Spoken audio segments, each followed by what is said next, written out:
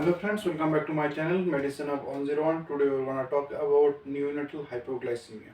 It's one of the most important topic regarding the pediatrics. Okay, so in terms of, you can say more clearly, neonatology. Okay, so before starting the lecture, let's know what do we mean by hypoglycemia. Hypoglycemia definitely means whenever the blood glucose level that will be decreased, that will be what, less than the normal level. Okay, now whenever we're talking in terms of the neonatal hypoglycemia, in terms of the neonatal hypoglycemia, there are various kinds of the informations in the different books, in the different sources.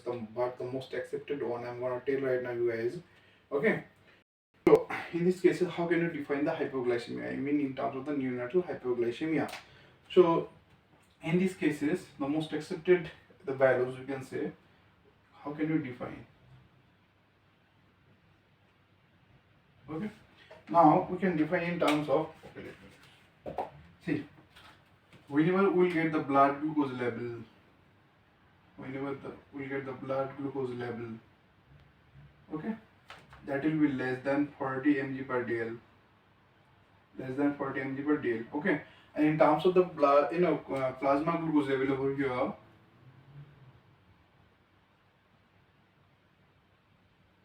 it's around less than minus 40 mg per dl.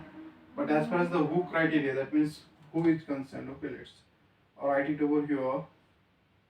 That will be slightly change over here. It will be around 45. Okay, so just remember this one. Okay. So what type of the thing we'll get in terms of the neonatal hypoglycemia, as far as the blood glucose level is concerned, we'll get less than 40 mg per dl, and whenever we are talking in terms of the plasma glucose level, that will be less than 45 mg per dl. Okay.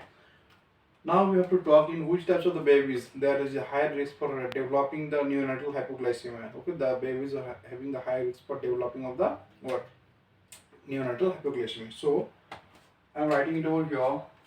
The babies or the neonates. Okay, neonates more risk developing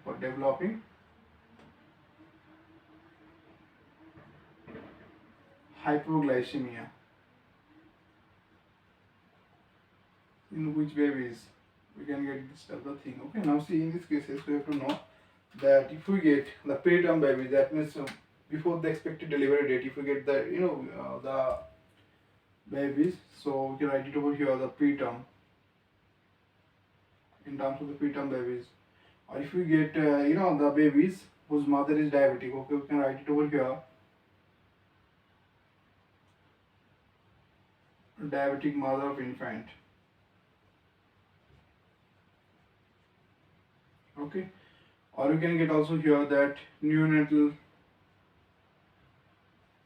If we get the, for example, neonatal, for example, in this case sepsis, then there is also chances for developing that hypoglycemia, neonatal sepsis, or you can say, just say like this, the neonatal hypothermia. In these cases, there is also chances for developing the what, hypoglycemia. And another, you can say over here, that perinatal asphyxia, we can also give this one. Okay, in these cases, and okay, just this enough, I think. So in these cases, we'll get what, the neonates, there is chances for developing more risk for developing the hypoglycemia. Now in these cases, what can you do? We have to do that. We have to do the monitoring blood glucose level.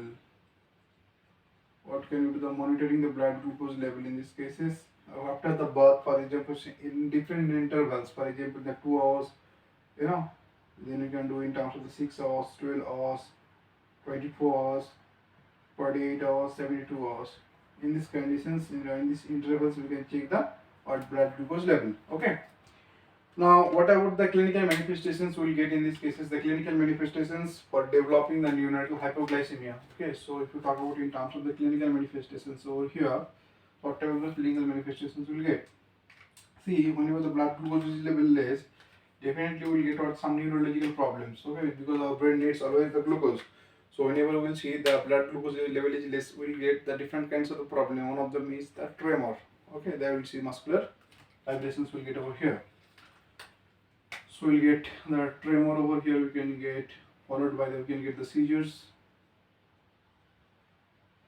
Okay, in these cases we can get also for the sympathetic activity, we can get also the sweating, we can get the tremors. Okay, and another thing is over here we need to know that these things, muscular contractions, oh sorry, the muscular, abnormal activities, that will continue. It will continue for longer durations over here. Okay, now let me say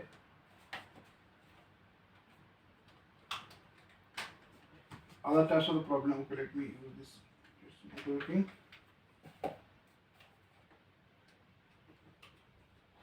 We'll get over here cyanosis. We can get the terms of the clinical manifestations. We can get the cyanosis.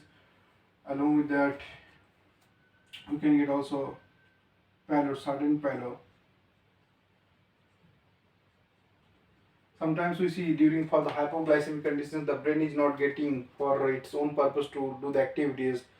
Okay, so as a result, we can see that maybe sometimes we can development of the coma, and also we can get in terms of the cardiac arrest. Just have the problem or manifestations we can get in terms of the neonatal hypoglycemia. Okay, now we are going to talk about the management. How can you do the management in terms of the what? Neonatal hypoglycemia. So let's talk about the management. For these things, I'll erase this part. Okay. How can you do the management in these cases? Let's talk about that. Now see, we can do the management in the two ways. I mean, in terms of the symptomatic, in terms of the asymptomatic. Management, for example, when classifying the two ways, the individuals where we can see the symptoms, or we can get the, for example, the asymptomatic.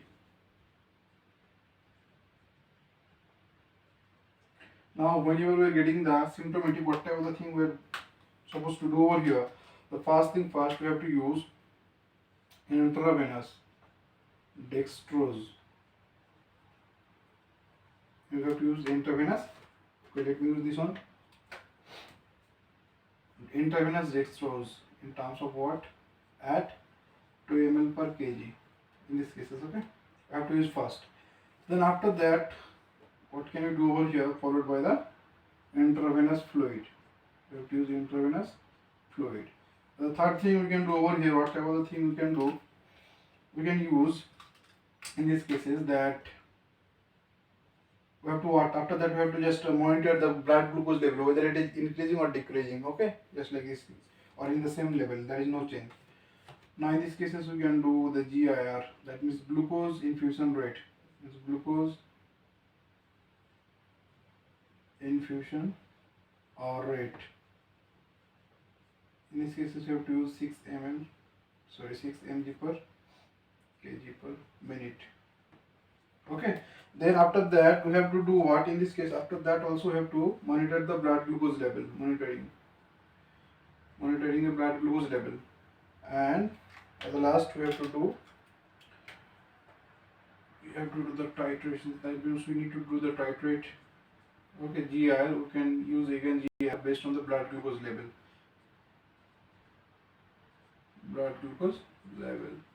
Okay, let's repeat once. So at first we have to use intravenous dextrose at what 2 ml per kg. After that we have to use the intravenous fluid. Okay. Then we can use over here the glucose infusion rate at the level of what 6 mg per kg per minute. Okay. After that we need to do the monitorizations of the blood glucose level, and if we can do over here the titrations of the GR in terms of the glucose infusion rate based on the blood glucose level. If it is not decreased, again we can give this one. If it is normal, then no need to give this one. Okay. We can do the frequent feeding over here. Now in terms of the asymptomatic, whatever thing we get over here, in terms of the asymptomatic, the first thing we can do the first feeding. First we can do the feeding. After feeding, we can recheck the blood glucose level or recheck blood glucose level. After that, if we see there are two types of the conditions we can get over here. Okay. In these cases, we can do, if we get the blood glucose level I mean, in terms of, I have already said less than 40 mg, but if we get over here blood glucose level less than 20 mg per day over here, so there is still no change of the blood glucose. We have done the feeding, but after that we are getting the blood glucose level is not changed. In fact, it is less than 20 mg per day right now. So what can we do over here? We can use these ones. I mean, in terms of the first GR we will use over here at what? The same thing, 6 mg or ml per minute over here. Then we need to do the what GI titration. So we have to do the monetizations. So titrate GIR based on the blood glucose level. Okay, so if we see the blood glucose level still not change, still not increases, again we need to do the GIR based on blood glucose level. Okay, and in the cases where we are getting that the blood glucose level we are getting over here, for example, in between 20 to 40, if we get the blood glucose level in between 20 to 40 mg per dl. In the first case I have said that whenever the blood glucose level is less than 20 per dl, we have to use the GIR and you have to do the titrations over here. Okay, now what can you do in this case is, see,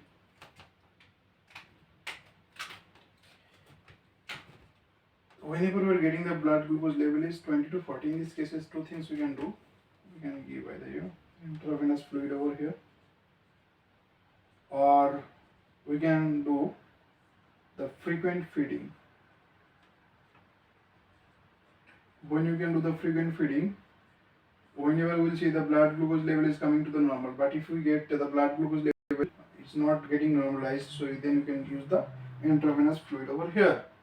Okay, now we'll talk about that persistent hypoglycemia is the important. Okay, now let's talk about the persistent hypoglycemia. For example, we have used whatever we had to use, the ways we have used already everything. So okay, after that, if you see that still there is no change in the blood glucose level, that thing is known as persistent hypoglycemia. That thing is known as persistent hypoglycemia. Whatever the things we had to do, we did already. After that, we are not getting any of the result. Okay, still we are getting the development of the hypoglycemia, that is known as persistent hypoglycemia. Okay, so we are going to talk about right now the persistent hypoglycemia. So let's write the term over here. So okay, let's erase this part from here.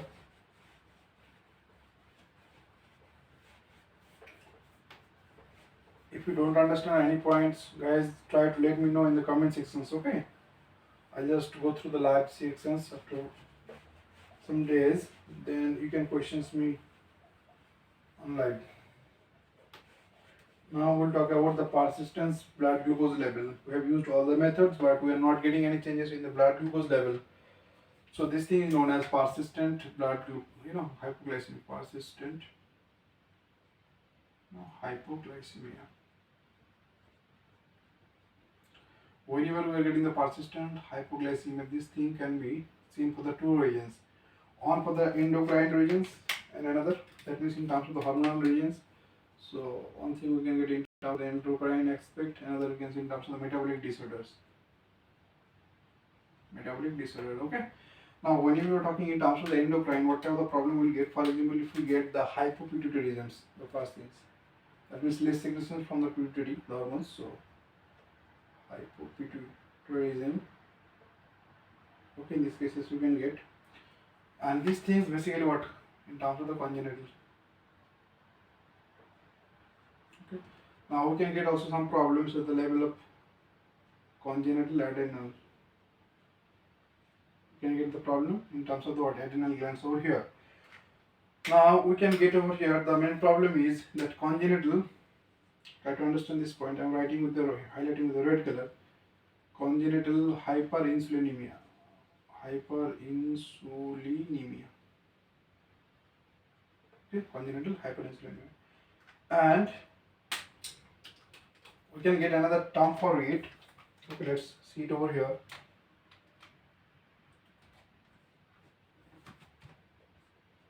Acidoblastosis. Okay.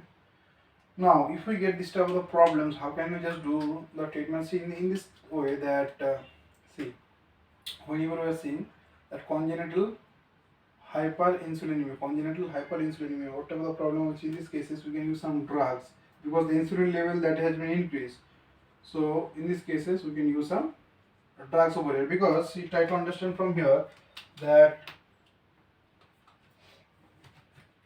we need to just reduce the blood glucose level. Whenever the blood glucose level, when we need to decrease the insulin level. Whenever the insulin level that will be decreased, so the blood glucose level will try to come back to the normal form. Okay. So whatever the drugs we can use over here, stereotide. Okay. Then through the subcutaneous injections, we can use the dioxide. Sometimes we can use the glucagon injections in the severe cases. Whenever we get the severe hypoglycemia, in these cases we can use we can just do the injections of the glucagon over there. Okay. And in this case, the one more thing that we can use over here, we can use the calcium channel blocker. For example, we can use the nifedipine. In these cases, we can use these things. Okay. Sometimes we can get that some hyperplasic things. I mean, for example, if I say, let me show over here. If I say is the pancreas, within the pancreas, for example, is the islets of beta cells. Okay. In these cases, we can get sometimes some focal changes. We can get some hyperplasia. In these times, we need to do the surgical removal of the focal areas. So, what can we do over here? We need to do the surgical removal of the focal areas. Okay, I hope you got it right. Now, we'll talk about whatever the metabolic disorders we can get in these cases. In terms of the metabolic disorders, for which we will see the development of the neonatal hypoglycemia. The most important one over here, the glycogen storage disease. So, glycogen storage disease. Most common, the type 1. In case we will get the most common word, the type 1 glycogen storage disease in this case. So, glycogen storage, that means the glucose that will be stored in form of what? Glycogen. So within the blood, the glucose level that will be less. For example, whatever the glucose came within the blood, if we see for the insulin, for more functions or the over functions or over activations of the insulin, that what the glucose that will be stored in the muscles and the liver, in terms of the glycogen. So as a result, we can see over here the glycogen storage disease. Okay, we can also get for another disease, galactosemia. For galactosemia, we can get also over here for mitochondrial dysfunctions. There will be problem at the level of beta oxidation. In these cases, we can in terms of the metabolic problems. Okay, now see, we'll talk about in details right now. Whatever the problem we will see in terms of the hyperinsulinemia, okay, or the risk factors. For example, whatever the risk factor in terms of the diabetic mother of the infant complications over here. So we'll see the pathogenesis, how the diabetic mother of the infant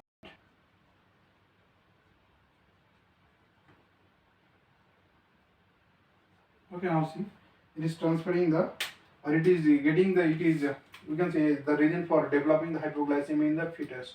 So how it is developing. So we can talk about over in terms of a little bit of the pathogenesis. Okay.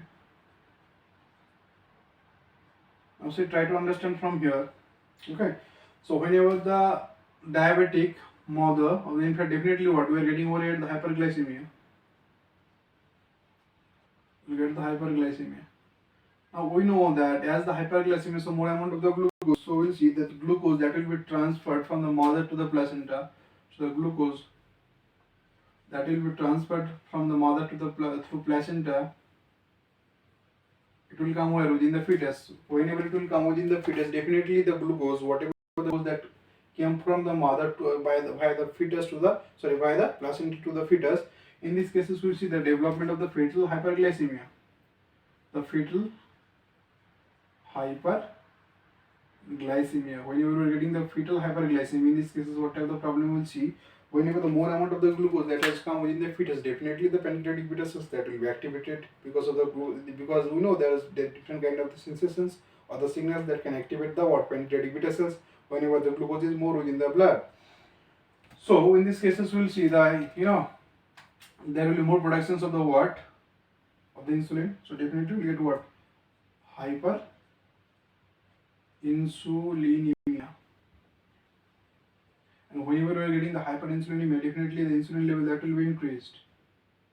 That will be increased. See, in these cases, one thing we'll get over here. Sometimes you can get in terms of these things. Okay, one thing I forgot to explain over here, that if we get the hyperinsulinemia over here, in these cases we can get the pancreatic beta cells.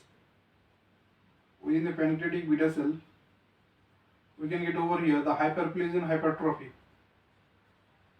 Hyperplasia and hypertrophy. Okay, now see, in these cases, whenever the hyperinsulinemia is over here, so whatever the problem will get over here, the insulin level that will be increased too much. And whenever the insulin level that will be increased too much, whatever the problem it will do. Okay. The first, as you know, it's a growth factor, right? It will act as a growth factor there. Now see, it will inhibit, first thing it will inhibit cortisol dependent surfactant maturation. Now see, whenever it is developing the cortisol dependent or cortisol mediated surfactant maturations, insulin is inhibiting in case. So whatever the problem we'll see acute respiratory distress syndrome. In these cases, you can get the acute respiratory distress syndrome. The next problem is over here. In this case, is that whenever more, it can activate the extramedullary hematopoiesis. Extramedullary hematopoiesis. Now, see, whenever it will activate the extramedullary hematopoiesis, as a result, we will see from the bone marrow there will be more productions of the RBCs over here, or RBC mass that will be increased over here, and see that can leads to the formation of the polycythemia.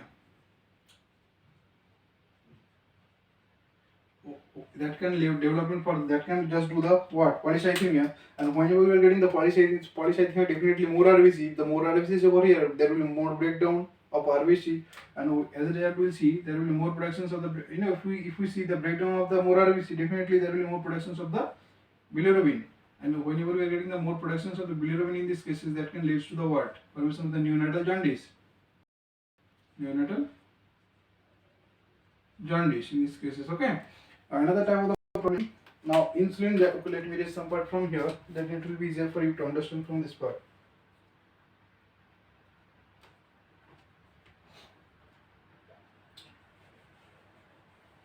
Now, try to understand from here that that has done what inhibitions of the cortisol mediated maturations of the surfactant. I have already said it over here. Now, see, in these cases, the insulin acts as a growth factor. Insulin acts as a growth factor.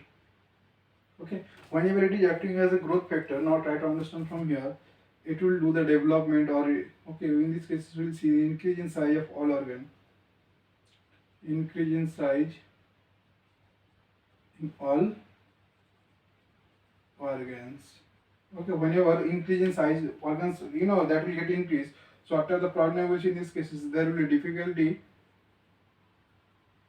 in labor, or you can say in this case you can get the prolonged labor in these cases, and it can just increase in the size of the all organs except the what, except brain. So brain size that will not be increased, so definitely there will not that much intelligence. Okay. So except brain, so brain that will be not increase in size. Okay. the manifestations will get whenever the insulin that will be increased over here. So insulin is getting increased. Whenever the insulin is getting increased, try to understand the insulin that will inhibit the cortisol mediated, cortisol mediated surfactant maturations. As a result, we can see there will be development of what? Respiratory distress syndrome. Whenever the insulin they are activating the extramedullary hematopoiesis, as a result, we will see there will be more RBC. There will be productions of more RBC that can lead to what? That can lead to the polycythemia. Whenever the more RBC is getting produced, definitely there will be more breakdown of the RBC. As a result, we can see there will be more productions of the bilirubin. And whenever we are getting the more productions of the bilirubin, still there is a chances for having the development of the neonatal jaundice. The third thing, it acts as a growth factor that can increase in all size. It increase in size in all organs except the brain. Okay, so this type of the problem we can say over here. Now see these things. Whenever the insulin is acting as a growth factor, in these cases it increases in size in all organs except the brain. This thing known as Pendenson's hypothesis. Okay, it's known as what? Pendenson's hypothesis. So it is known as Pendenson's hypothesis. Okay, so that's all for today, guys. In terms of the neonatal hypoglycemia, see you in the next video, and please do watch the video completely. Okay, if you see that you will see the partial portions of the video, then maybe you will not get it because all these things are related to each other. Hope it's watch the full videos to have the good concepts, to have the more information related to these things as far as your exam is concerned. So the most of the questions you can get from here. Okay, so see you in the next video. Till that time, just be careful and take care of you guys. Okay, see you in the next video. Thanks for watching.